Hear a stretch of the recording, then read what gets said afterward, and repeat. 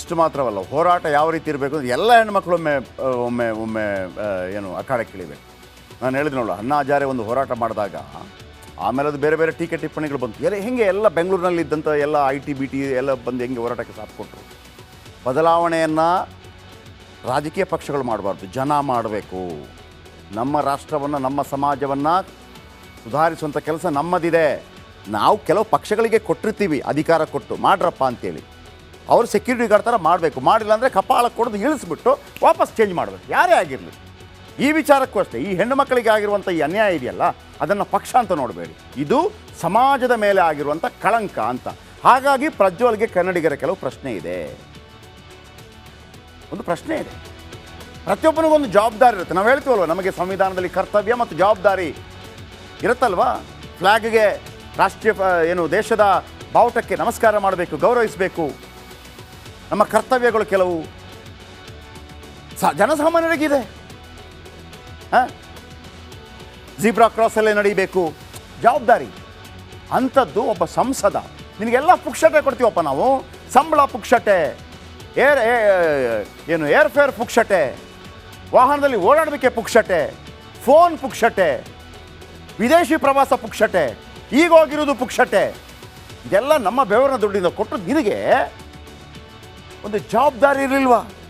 ಒಬ್ಬ ಸಂಸದ ಅನ್ನೋ ಜವಾಬ್ದಾರಿ, ದೇವೇಗೌಡರ ಮೊಮ್ಮಗ ಅನ್ನೋ ಜವಾಬ್ದಾರಿ, ಕುಮಾರಸ್ವಾಮಿ ಅವರ ಅಣ್ಣನ ಮಗ ಅನ್ನುವಂಥ ಜವಾಬ್ದಾರಿ, ರೇವಣ್ಣ ಅನ್ನುವಂಥ ಸಚಿವರ ಮಗ ಅಂತ ಜವಾಬ್ದಾರಿ, ಇನ್ನು ರಾಜಕೀಯದಲ್ಲಿ ದೊಡ್ಡ ಸಾಧನೆ ಮಾಡಬೇಕು ಅಂತ ಬಯಸ್ತಾ ಇರುವಂಥ ಭವಾನಿ ರೇವಣ್ಣ ಅವರ ಮಗ ಅನ್ನುವಂಥ ಜವಾಬ್ದಾರಿ, ಹಾಸನದಂಥ ಊರಿನ ಸಂಸದ ಅನ್ನುವಂಥ ಜವಾಬ್ದಾರಿ, ಅದಕ್ಕಿಂತ ಹೆಚ್ಚಾಗಿ ಒಕ್ಕಲಿಗ ಸಮುದಾಯದ ಮುಂದೆ ಪ್ರಜ್ವಲಿಸಬೇಕಾದಂಥ ನಾಯಕನಾಗಿದ್ದೇನೆ ಅನ್ನುವಂಥ ಜವಾಬ್ದಾರಿ ಯಾಕಿರಲಿಲ್ಲ? ಪ್ರಜ್ವಲ್ಗೆ ವಿಡಿಯೋ ಮಾಡ್ಕೊಳ್ಳೋ ವಿಕೃತಿ ಯಾಕೆ? ವಿಕೃತ ಕಾಮ ಅಂತಾರೆ ಇದನ್ನು, ವಿಕೃತಿ. ಸರಿಯಾಗಿ ತಲೆ ಇದ್ದವು ಮಾಡಲ್ಲ ಇದನ್ನು, ವಿಕೃತಿ. ವಯಸ್ಸಾದ, ಅನ್ನ ಇಕ್ಕಿದ, ಬಟ್ಟೆ ತೊಳೆದ, ಡ್ಯಾಶು ತೊಳೆದ ಆ ತಾಯಿಯನ್ನ ವಿಕೃತಿ ಅಲ್ವಾ? ಇವರನ್ನ ಬಿಡಬೇಕಾ? ಸೆರಗಿನ ಕೆಂಡ ಎಂದಾದರೂ ಸುಡುತ್ತೆ ಅಂತ ಗೊತ್ತಿಲ್ವಾ? ವೃದ್ಧೆ, ತಾಯಿಗಿಂತಲೂ ಏಜ್ ಆಗಿರ್ಬೋದು, ನಿಮ್ಮ ತಕ್ಕ ತೊಳೆದಿರ್ಬೋದು, ನಿಮ್ಮ ಕಕ್ಕಾನು ತೊಳೆದಿರ್ಬೋದು ಆ ತಾಯಿ. ಅಂಥ ತಾಯಿಯನ್ನು, ವೃದ್ಧೆಯನ್ನು ಪ್ರಜ್ವಲ್ ರೇವಣ್ಣ, ಪ್ರಜ್ವಲ್ಲು ಇದು. ಒಂದು ವೇಳೆ ಹಾಸನದಲ್ಲಿ ನೀವು ಮತ್ತೆ ಗೆದ್ದು ಬಿಟ್ಟರೆ ಹಾಸನ ಸಂಸದ ಸ್ಥಾನಕ್ಕೆ ರಾಜೀನಾಮೆ ಕೊಡ್ತೀರೋ ಇಲ್ವೋ? ಇಲ್ಲಾಂದರೆ ಕೊಡಿಸಬೇಕಾಗತ್ತೆ. ಇಲ್ಲವೇ ಮಾನ ಮರ್ಯಾದೆ ಬಿಟ್ಟು ಹಾಗೇ ಇರ್ತೀರಾ? ಮಾಡಿರೋ ಪಾಪಕ್ಕೆ ಸಂತ್ರಸ್ತೆಯರ ಬಳಿ ಕ್ಷಮೆ ಕೇಳಬೇಕು. ಕೇಳ್ತೀರಾ? ನೀವೇನು ಹೇಳ್ತಾ ಇದ್ದೀರಿ?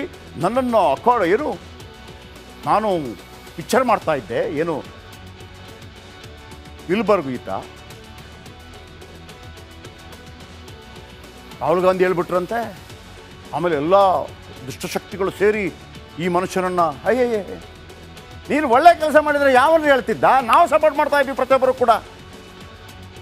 ನಂದೇ ವಿಡಿಯೋ ಅಂತ ಒಪ್ಪಿ ಶಿಕ್ಷೆ ಅನುಭವಿಸ್ತೀರಾ, ಅಥವಾ ನಾನವಲ್ಲ ಅಲ್ಲ ಅಂತೇಳಿ ಉಪೇಂದ್ರ ಪಿಕ್ಚರ್ ಡೈಲಾಗ್ ಹೊಡಿತೀರಾ?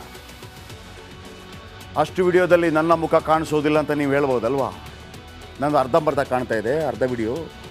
ಮುಂದಿನದಿದ್ದವ್ರದ್ದೆಲ್ಲ ಮಾಡಿದ್ದೀನಿ. ವೀರ ಧೀರ ಸೂರ ಪರಾರಿ ವೀರ, ನಾನು ತಪ್ಪೇ ಮಾಡಿಲ್ಲ ಅಂತ ವಾದ ಮಾಡ್ತೀರಾ? ನೀವು ವಾದ ಮಾಡ್ಬೋದು, ಅಥವಾ ನಿಮಗೆ ಶಿಕ್ಷೆ ಆಗದೇ ಇರ್ಬೋದು, ಆದರೆ ಜನತಾ ನ್ಯಾಯಾಲಯ ಶಿಕ್ಷೆ ಈತನಿಗೆ ಕೊಡಲೇಬೇಕು. ಅದನ್ನು ರಾಜಕೀಯ ಪಕ್ಷದ ನಾಯಕರು ತೀರ್ಮಾನ ಮಾಡೋದಲ್ಲ. ನ್ಯಾಯಾಲಯದ ಬಗ್ಗೆ ನಮಗೆ ಅಪಾರವಾದಂಥ ನಂಬಿಕೆ ಇದೆ. ಆದರೆ ನ್ಯಾಯಾಲಯಗಳಿಗೆ ಕೆಲವೊಮ್ಮೆ ಏನಾಗುತ್ತೆ ಇಂಥ ಸಂದರ್ಭದಲ್ಲಿ ಸಾಕ್ಷಿ ಹೇಳದೇ ಇದ್ದಾಗ ನ್ಯಾಯಾಲಯ ಕೂಡ ಏನೂ ಮಾಡೋಕ್ಕಾಗೋದಿಲ್ಲ. ಆ ಸಂದರ್ಭದಲ್ಲಿ ಕರ್ನಾಟಕದ 7 ಕೋಟಿ ಜನರ ಸಾಕ್ಷಿ ಪ್ರಜ್ಞೆ ಈತನನ್ನು ಯಾವ ರೀತಿ ಕಾಡಬೇಕು ಅಂತಂದರೆ ಮತ್ತೆಂದೂ ಕಾಣಿಸ್ಕೋಬಾರ್ದು.